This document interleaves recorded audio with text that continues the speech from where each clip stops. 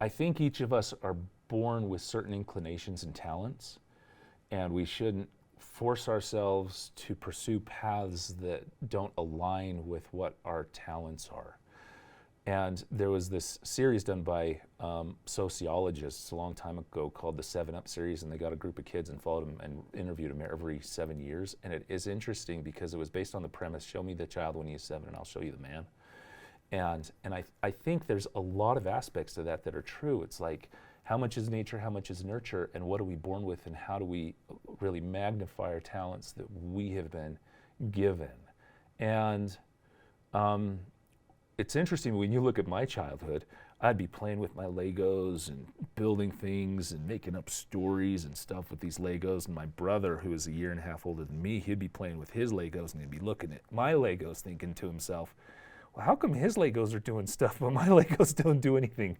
And guess what he does now? He's like an auditor, right? And so his talents weren't the same as my talents. And then I love just getting in the backyard. For some reason, growing up, we always lived in houses that had an unfinished backyard, so all it was dirt.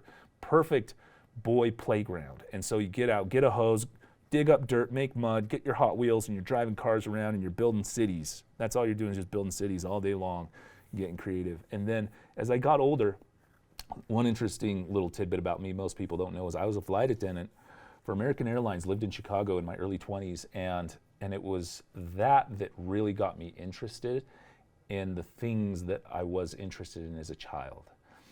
When I ask someone, like in interviews, if you come to work for me, one of the questions I'll ask you would be, what do you think about? What do you think about when you don't have to think about anything? If your brain can just completely relax, what is it that is in your mind? And for me, it was always the invention and creation or designing of spaces, cities, urban areas, and all that type of stuff. And so as a flight attendant, when you travel night after night after night after night, hotel after hotel after hotel, city after city, you begin to, and you're bound by foot. You don't have a car, so you're just walking around in various urban conditions all around the country. You begin to ask yourself, why is this so great? I love this place. Such a pleasant street to walk down. So great. And then this just is horrible. You feel like you're playing Frogger trying to cross the street and you're going to get run over. And it was those questions that began to just simmer in my soul that eventually led to me doing what I'm doing today.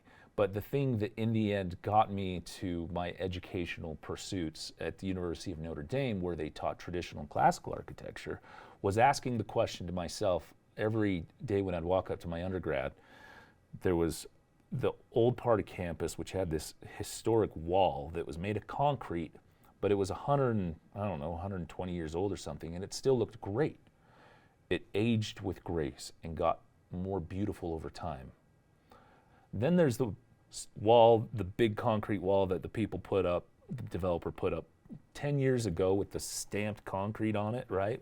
Where it looked supposed to be stone, looks like stone, even though we all know it's just concrete. And it would begin to spall and fall apart, and it just looked stupid after just 5 years. And I asked myself, what's the difference, and why does that look so bad, and why does this look so good? And that was the pursuit of me asking the question, what makes something timeless? Which then led to all of my approach to design.